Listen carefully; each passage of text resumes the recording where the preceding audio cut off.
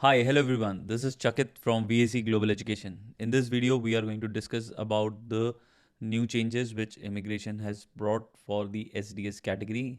There is a change in the GIC amount, which was $10,000. Now they have moved it up to $20,635 from 1st of January 2024. So this is going to affect a lot of students who will be applying for their visa for September 24 as well as for the May 24 and some for the Jan 24 also, because there will be students who are still planning to apply for the offer letter for Jan 24 also.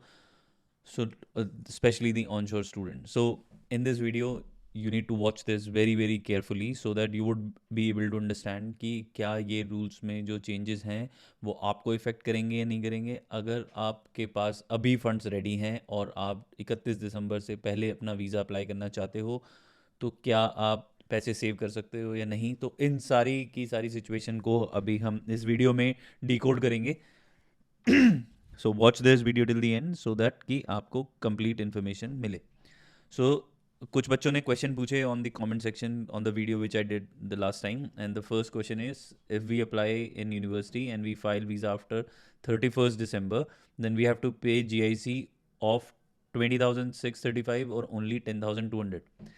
सो अगर आपने university की application कर ली है अभी और आप अपना visa file करते हो 31 दिसंबर के बाद, तो आपको $20,635 पे करना पड़ेगा।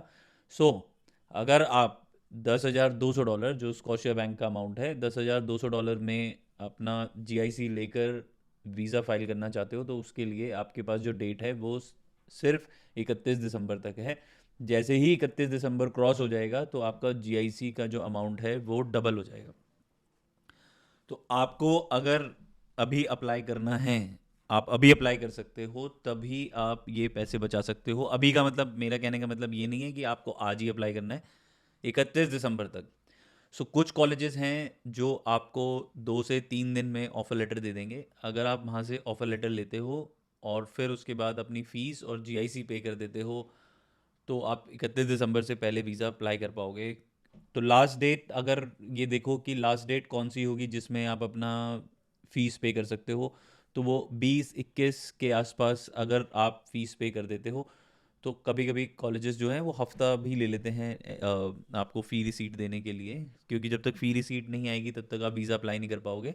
तो आपको अपनी फ़ी रिसीट लेने के लिए हफ्ते भर का टाइम छोड़ना पड़ेगा। तो मैक्स सेफर साइड मैं लेके चलूँगा कि आप 20, 21, 22 तक भी अगर आप अपनी फ़ीस और GIC पे कर देते हो और हफ्ते भर में वहाँ से हमें रिस्पांस आ जाता है तो हम लोग वीज़ा अप्लाई कर पाएंगे।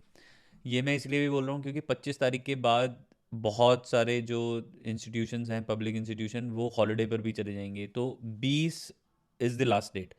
15 तक कर दोगे तो बेस्ट है। तो ऐसे कौन से कॉलेजेस हैं जो आपको इतनी जल्दी ऑफर लेटर दे देंगे? एल्गोमा यूनिवर्सिटी है जो आपको ऑफर लेटर दे देगी विद इन 2 डेज़, तो आप फटाफट से अपनी फ़ीस और GIC पे कर सकते हो। फिर वैंकूवर साइड कॉलेज है कोर्ट कोर कॉलेज, इनका टाइप है पोर्टाज कॉलेज से। ये लोग आपको विद इन 24 to 48 आवर्स में ऑफर लेटर दे देंगे फॉर UG।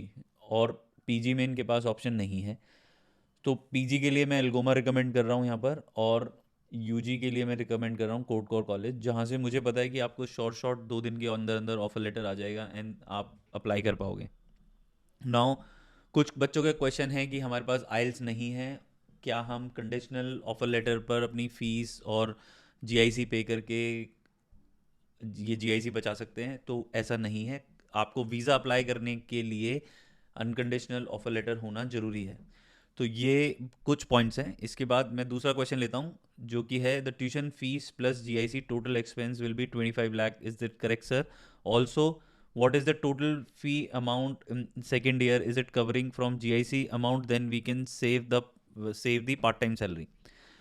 तो अभी इसको मैं डिकोड करके आपको बताता हूँ कि बच्चा ये कहना चाहता है कि अमाउंट मेरा कितना हो जाएगा अगर मैं GIC जो है वो नेक्स्ट ईयर पे करता हूँ। तो आपका लगभग लगभग जो ट्यूशन फीस है कनाडा की वो है समवेयर अराउंड 11-12 लाख रुपए, और फिर सेम रेंज में आपका GIC आएगा जो कि 11-12 हो गया। तो नाउ इसको आपको ऐसे देखना है कि जो आपका जीआईसी अमाउंट है, अभी तक भी जो बच्चे जा रहे थे वो $10,200 से अपना खर्चा चला रहे थे, पार्ट टाइम जॉब कर रहे थे और सेकेंड ईयर की कोर्स की फीस पे कर रहे थे. Now, since you'll be taking this much amount with you right now, so you can save the entire amount and use it for your next year fees. आपको कोई restriction नहीं है इस चीज़ को करने के लिए. आप सारा का सारा अमाउंट बचाइए, आप पार्ट टाइम जॉब से अर्न करिए, उससे अपना खर्चा करिए, और ये सारा का सारा पैसा आप सेकेंड ईयर की फ़ीस में यूज़ कर सकते हो जो आप जीआईसी के लिए पे कर रहे हो. और यही इस पूरे कैंपेनिंग का, इस पूरी पॉलिसी चेंज का ऑब्जेक्टिव है, that every government is trying to save as much money, bring as much money, so that they would be able to accelerate their economy. Canada का बहुत सारा रेवेन्यू है इंटरनेशनल स्टूडेंट से. और जैसे अभी हाउसिंग क्राइसिस आया, थोड़ा बहुत पार्ट टाइम जॉब्स पे या लेबर मार्केट पे इम्पैक्ट आया, तो इमिग्रेशन ने क्या किया कि क्योंकि स्टूडेंट के नंबर ड्रॉप हो सकते हैं, तो उन्होंने अपना रेवेन्यू इंक्रीज़ करने के लिए जीआईसी का अमाउंट बढ़ा दिया है. आपको किस तरीके से देखना है इस चीज़ को कि it's an opportunity for you. आपके फंड्स ऑलरेडी सॉर्टेड होंगे. For first year tuition fees आपने पे कर दी है. नेक्स्ट ईयर की ट्यूशन फ़ी है वो आप इस जीआईसी अमाउंट से सेव कर सकते हो बहुत major chunk. So let's say कि आपकी फ़ीस है $20,000, आपने 20,635 जीआईसी पे कर दिया और आपकी पार्ट टाइम जॉब लगी जिससे आप अपना लिविंग एक्सपेंसेस पे कर रहे हो. तो जो जीआईसी का अमाउंट है अगर वो अनटच रहेगा तो आप इंटायरली उस अमाउंट से अपनी नेक्स्ट ईयर की फ़ीस पे कर सकते हो without any problem, without any glitch. ये एक बहुत बड़ी अपॉर्चुनिटी है. तो बहुत सारे जो बच्चे घबरा गए कि भाई डबल हो गया जीआईसी का अमाउंट, डबल हो गया जीआईसी का अमाउंट, तो उससे कितना ही खास फ़र्क पड़ रहा है. कोई ऐसा खास फ़र्क नहीं पड़ने वाला उससे. उससे आपका बल्कि खुद का फ़ायदा हो रहा है कि आपके दिमाग की जो टेंशन है कि मैं नेक्स्ट ईयर का फंड कहाँ से लाऊंगा, वो ऑलरेडी सॉर्ट आउट हो रही है. तो आपको ये मेक श्योर करना है कि आपके जो ट्रू इंटेंशन है पढ़ने की, that needs to be solid, that you really want to study, that you really want to attain those skills and the knowledge which can help you get that job, which will give you the PR and give you the salary and all those things. So all you're trying to do is you're trying to save yourself from the tension कि यार आगे जाके मेरे पास पैसा होगा या नहीं होगा. तो गवर्नमेंट भी यही चाह रही है कि वो अपना पैसे को सॉलिड करे, जिससे कि उनको उनके ऊपर भी प्रेशर नहीं हो कि भाई मुझे अभी की अभी जॉब्स क्रिएट करनी है. आपके पास इनफ फंड्स हैं अपनी फ़ीस के लिए, आपकी जीआईसी के लिए. जो जीआईसी का पैसा है उसको बचाओ नेक्स्ट ईयर की फ़ीस के लिए, जिससे कि आपको 3 साल का पोस्ट स्टडी वर्क वीज़ा मिले. So it's a complete solid thing what they are trying to do, and they are trying to make sure कि आप भी फाइनेंशियली साउंड रहो वहाँ पर जाकर. तो ऑल इन ऑल बर्डन बढ़ा है, no doubt about it, but at the same time आपकी सेफ्टी, सिक्योरिटी और एश्योरिटी भी बढ़ गई है. तो आपको ये मेक श्योर करना है कि आप इस चीज़ को किस तरीके से पॉजिटिवली लेते हो और अपने जो करियर की जो ये स्टेप है इस पे आप फोकस करते हो. सो इस चीज़ को ध्यान में रखते हुए आपको यही मेक श्योर करना है कि आपके फंड सॉर्टेड हैं, तभी आप ये स्टेप्स लो. अदरवाइज इंडिया में अपॉर्चुनिटी की कमी नहीं है. आपने अगर विदेश जाने का डिसाइड किया है तो आप उस चीज़ पे फोकस रहो कि आपको वहाँ जाकर करियर बनाना है. फाइनेंशियल आपकी कॉन्स्ट्रेंट नहीं है. आपने एजुकेशन लोन लेना है, आप एजुकेशन लोन ले सकते हो, क्योंकि अभी की जो लिविंग एक्सपेंसेस हैं कनाडा उसमें बहुत पीछे चल रहा था. 2000 से, ईयर 2000 से ये रिवाइज नहीं हुआ. सो इमिग्रेशन को और बाकी कंट्री के एट पार रहना है. इमिग्रेशन को चाहिए कि क्वालिटी स्टूडेंट्स आए. इमिग्रेशन को चाहिए कि आप एक अच्छे प्रोग्राम के लिए जाओ जो वहाँ पे स्किल शॉर्टेज लिस्ट में है. सो all in all they want good resources coming to their country who are financially stable. Their purpose, like your purpose, should be that you will go there and make a career for yourself. So ये सारे जो points हैं इनको अगर आप all in all देखोगे तो आपको ये पता लगेगा कि जो कोई भी कंट्री है जिसमें आप जाना चाहते हो, नो कंट्री वांट कि उनके ऊपर डिपेंडेंसी बढ़े इंटरनेशनल स्टूडेंट को काइंड ऑफ संभालने की या पालने की. They just want to keep themself safe and sound. And आज की दुनिया में पैसे से ही ये चीज़ पॉसिबल है कि you can take care of yourself. तो जो बच्चों को वहाँ पर फाइनेंशियल प्रॉब्लम अगर किसी भी तरीके से आएगी तो वो अपनी जीआईसी से उसको मेंटेन कर सकते हैं. That is the whole scenario. So Modi ji भी यही कर रहे हैं कि इंडिया का पैसा बाहर नहीं जाए, या फिर जाए तो कम से कम जाए और वो अपना टैक्स कलेक्ट कर पाएँ. जैसे कि अभी टीसीएस है, अगर आप ट्रैवल करने जा रहे हो या बिजनेस के पर्पज से जा रहे हो तो आपका टीसीएस जो है वो 20% है. जो आपका एजुकेशन से रिलेटेड जो एक्सपेंस है उस पे जो TCS है 7.5 लाख से ऊपर वो 5% है, 7.5 लाख से नीचे 0.5% है. So everybody is trying to focus entirely on strengthening the economy. तो आपको खुद को अपनी भी जो पर्सनल इकोनॉमी है, जो पर्सनल फाइनेंस है, जो फैमिली फाइनेंस है, वो आपको अभी से मैनेज करके चलना पड़ेगा. तभी आप एक बेटर करियर प्लान कर पाओगे अपने खुद के लिए.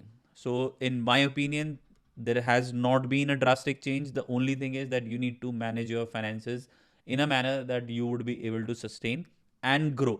तो आपको जो फोकस करना है वो इस चीज़ पे करना है कि आपके फाइनेंसेस जो हैं वो टाइमली पूरे हों. तो अभी भी जो लोग अपनी GIC के पैसे बचा पाएंगे वो वही लोग बचा पाएंगे जिनके पास ऑलरेडी आज की डेट में फंड्स अवेलेबल हैं.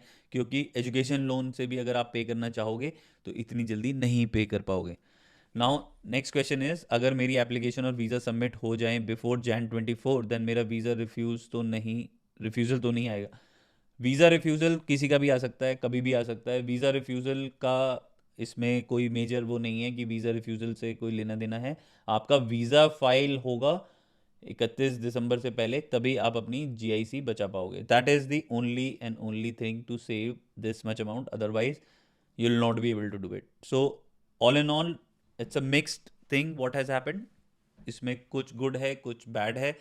इमीडिएट लेवल पे देखें तो आपको लगेगा कि यार अमाउंट मेरा डबल हो गया. But in the longer run, if you are able to arrange this fund right now और आने वाले टाइम में, तो उस टाइम पर आपको ये लगेगा कि ये मेरे लिए बेटर हुआ है क्योंकि आपकी नेक्स्ट ईयर की फीस ऑलरेडी आपके पास है. And that way you would be able to save a lot of amount. So that was the gist about what I wanted to say about the GIC. The questions हैं obviously, इसके अलावा भी आपके पास बहुत सारे questions होंगे. So आप please comment section में लिखिए. If you want us to help you with this process, there is a link given in the description. You can connect with us. Our counselors will help you with the entire process. And thank you for watching this video. If you have liked this, then hit the like button, share it with your friends and family, and subscribe to VAC. Take care of yourself, and we shall see you in our next one. Bye bye.